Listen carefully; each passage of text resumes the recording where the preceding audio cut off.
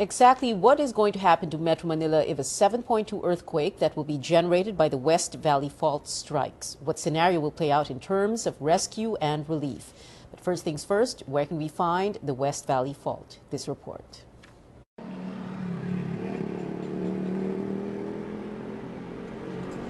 The best view of at least a portion of the 90-kilometer-long West Valley Fault is from, of all places, a cemetery, the Loyola Memorial Park in Marikina. If you drive into the Memorial Park, take the road that forks to the left. Make a right. Stop in the middle of the road and get down. Look to your left. In the distance, a few hundred meters away, perched atop a ridge is the sprawling Ateneo de Manila University campus in neighboring Quezon City. That cliff overlooking this memorial park down below is the Valley Fault. When a fault appears or manifests on the surface of the earth, that's called a trace. FIVOLC says the Valley Fault has 3 known traces, but the most obvious one is this one that you're looking at. You can see the buildings that house the Jesuits' Loyola House of Studies and Loyola School of Theology. This is a reverse shot, a view of the valley below the Ateneo campus and the Loyola Memorial Park. There's a reason why it's called a valley fault. A valley is a long depression or low part in the land caused by movements in the Earth's surface that took place over several thousands of years, which explains why there are high and low points in the area that surround Ateneo and Loyola Memorial Park.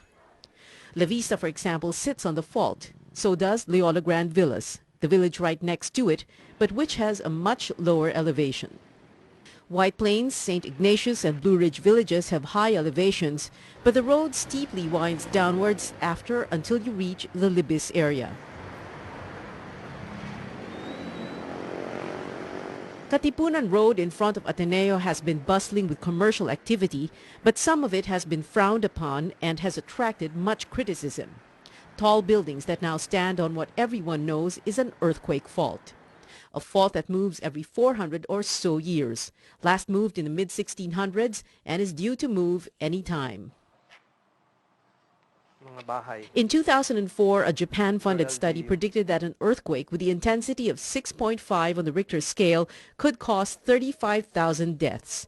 Just last Thursday, FIVOLC released an updated study that was sponsored this time by the Australian government. It has a more terrifying prediction: 37,000 deaths the instant a 7.2 earthquake hits the greater metropolitan Manila area. More than 600,000 people injured. About a fourth of that number will have serious or very serious injuries. 300,000 square meters in floor area of buildings and residences with varying degrees of damage. Slight, moderate, extensive, complete, and collapsed. 500 fires raging all over the metropolis. A total chaos. An earthquake would be chaos, not to mention the succeeding aftershocks. So it all boils down to this question: would we rather be in denial and unprepared, or paranoid and prepared? Government officials have warned that earthquakes are natural hazards. It's when we're not prepared that it turns into a disaster.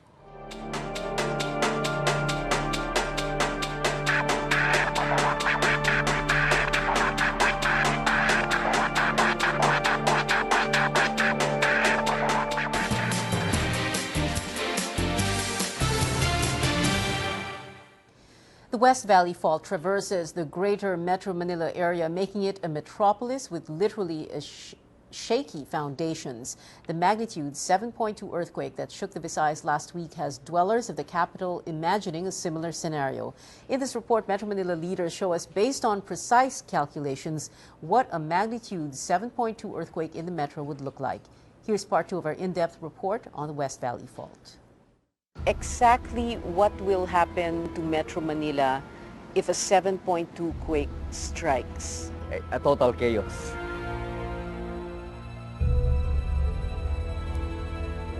So if it's nighttime, cover of darkness,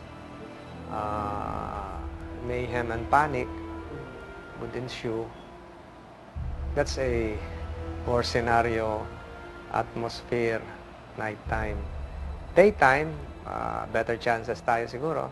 Similar to what happened in Bohol. But just the same, panic.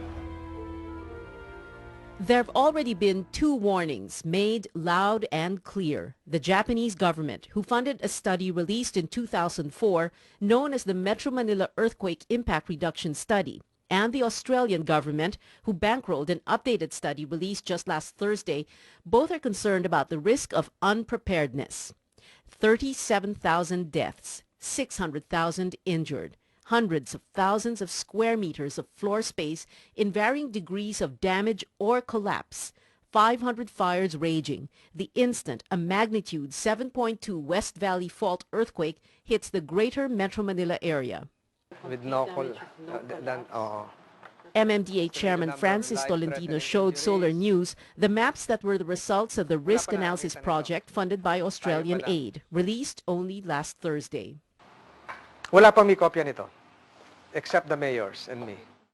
This particular map shows the number of fatalities in every barangay. White means there are 0 or no fatalities.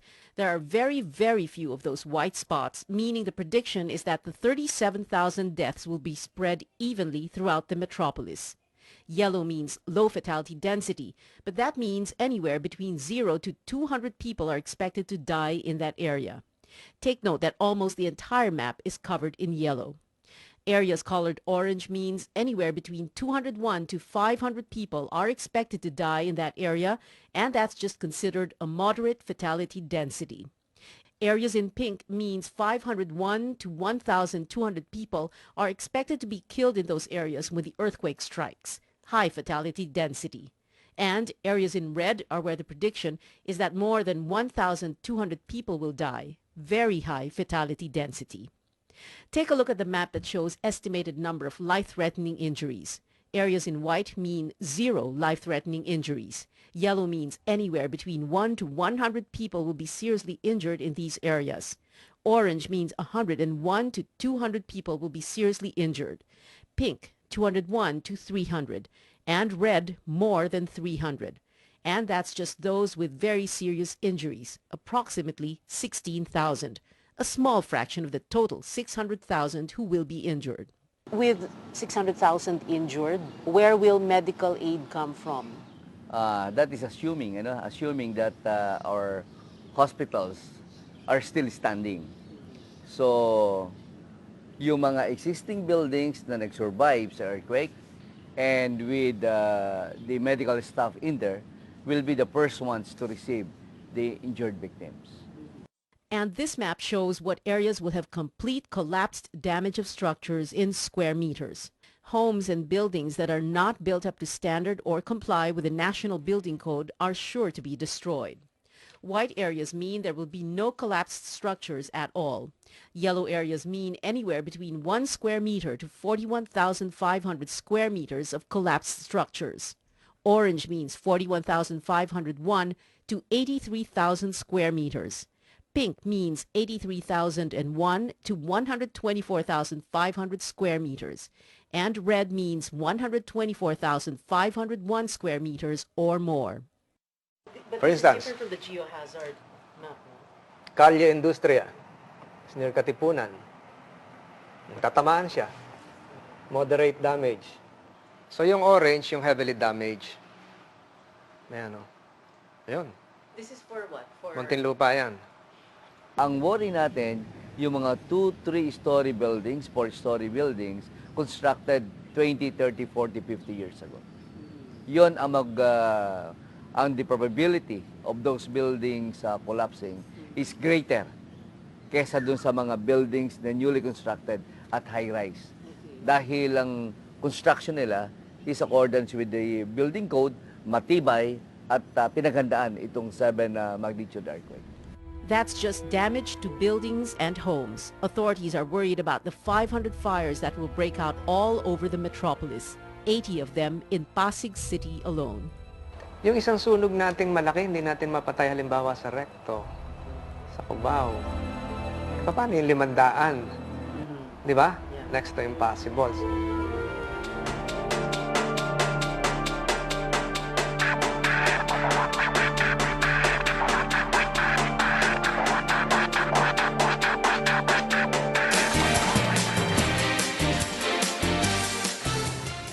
Experts say a magnitude 7.2 earthquake happening in Metro Manila is not just a possibility. It is bound to happen. It's only a question of when. That is why concerned government agencies are wasting no time to make the metro as ready as it can be, planning out a system for relief and rescue operations, identifying extreme danger zones and areas of refuge, and setting aside equipment and other provisions are among efforts now underway to mitigate what would be the effects of such an earthquake. Here's the final installment of our in-depth report. The moment a magnitude 7.2 West Valley Fault earthquake hits the greater Metro Manila area, Oplan Metro Yacal will be activated. The Metro Manila Development Authority crafted the plan in 2011 based on a 2004 Japan-funded study that said Metro Manila would be devastated in an earthquake. Now there's an updated study funded by the Australian government. It shows where will it happen, the extent as well as the streets, the barangays that will be affected. It's a worst-case catastrophic scenario. 37,000 dead, 600,000 injured, 170,000 residential structures collapsed, 340,000 partially collapsed. Government buildings, including hospitals, seriously damaged. 500 fires raging. 10 to 30-story buildings damaged. Newer and taller buildings could be spared. Roads, bridges, communications, water, electricity supply lines cut off. Difficulty in evacuation due to structural density. 2.5 trillion pesos in economic losses. The MMDA's Oplan Metro Yacal will be executed by Task Force Rainbow, to be headed by the chairman but supported by national government agencies. Because the damage is expected to be extensive, which may make access to areas difficult, Task Force Rainbow is divided into 4 sub-task forces, which effectively divides Metro Manila into 4 quadrants: North, East, West, and South, with their own color assignments. Sub-Task Force Rainbow North's color is red. North covers Malabon, Caloocan, Valenzuela, and Quezon City. Sub-Task Force Rainbow East's color is orange. East covers Marikina and Pasig. Sub-Task Force Rainbow West's color is green. West covers Navotas, Manila, Pasay, part of Parañaque, and Las Piñas. And Sub-Task Force Rainbow South's color is blue. South covers Las Piñas, Muntinlupa, part of Parañaque, Makati, Mandaluyong, San Juan, Taguig, and Pateros. Task Force Rainbow will prioritize life-saving tasks, search and rescue. Every disaster has a golden hour, the first hour after the incident. That's the time when you can retrieve a lot of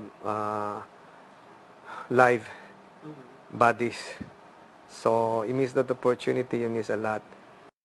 Tolentino says they've pre-positioned blue container vans like this one all over Metro Manila. Magdadagdag pa ako ng 10. Kanina lang nag-order ako additional. Yung mga container vans, nandun yung mga equipment natin for collapsed buildings.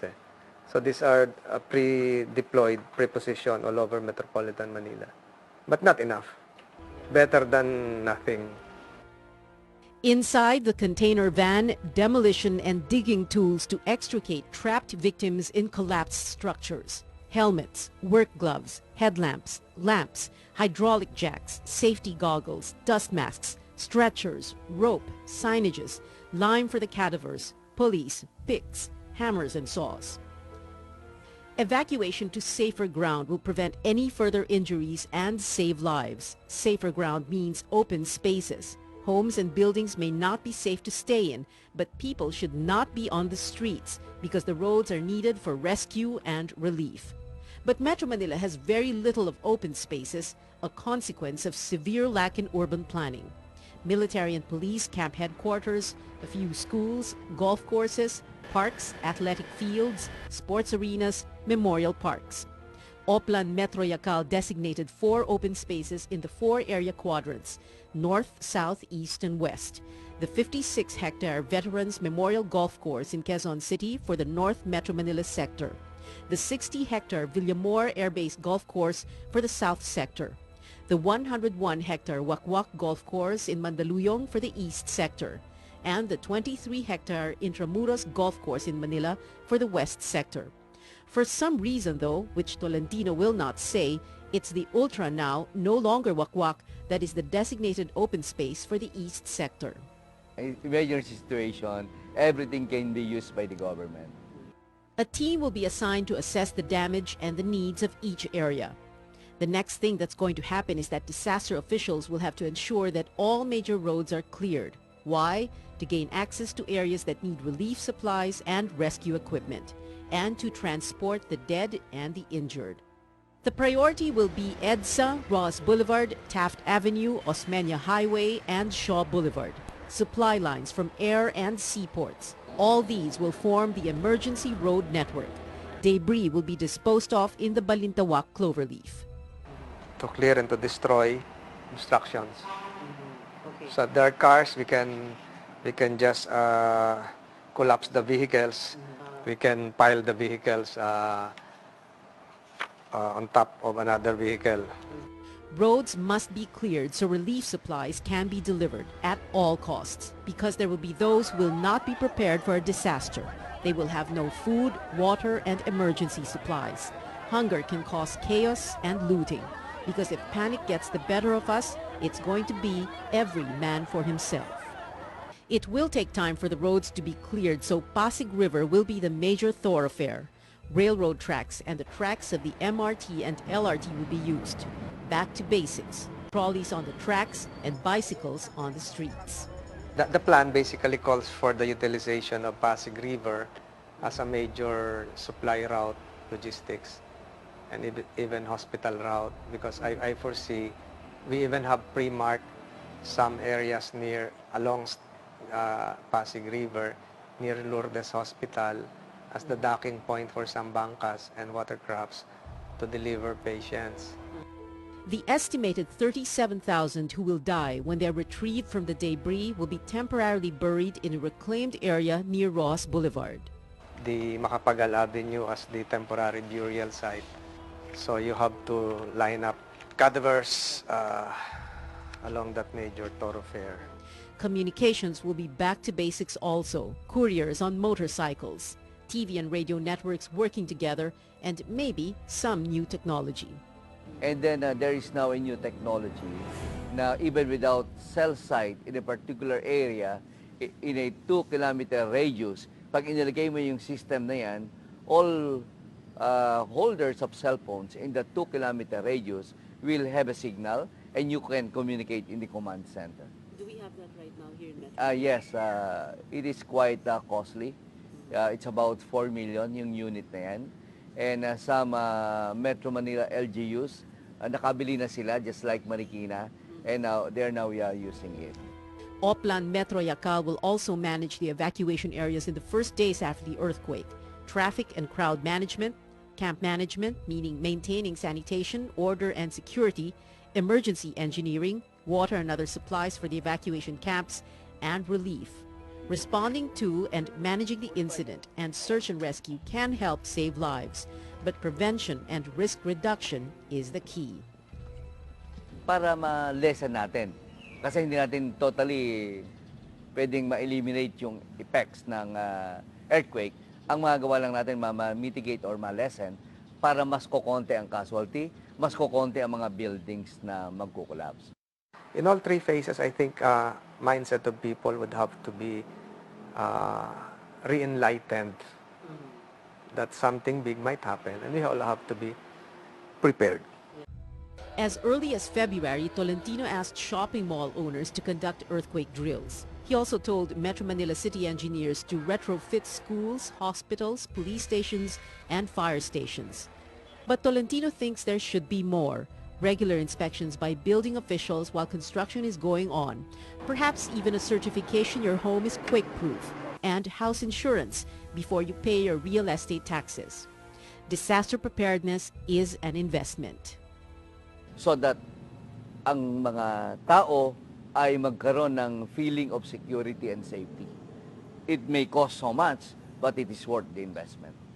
At makita natin ngayon yung mga lugar na hindi nag-invest ng kanilang risk reduction activities, sila ang tinatamaan ng bagyo pagka tinamaan, sila ang nahihirapan. Lesser ang cost ng preventive measures sa rehabilitation. Lesser in terms of percentage sa GDP, ganun. Tolentino takes his job very seriously, although he's hoping he's no longer MMDA chairman when the quake strikes. Hope it will not happen during my term. But while he's still chairman, Tolentino never fails to remind everyone. He wants an earthquake holiday so that the entire metropolis can practice a drill, similar to the statewide drill California did a week ago. But it's no ordinary drill he has in mind. A nighttime simulation with roads blocked, electricity cut off, communications cut off would probably be a real nightmare scenario. We should see earthquakes now as natural hazards, which means that only when we don't prepare for them, that's when they become disasters. If you think the investment is expensive, wait until you see the bill for a post-quake rehabilitation. We may not eliminate death and destruction, but if we're smart, we can reduce the predicted 37,000 dead and 600,000 injured if we prepare now.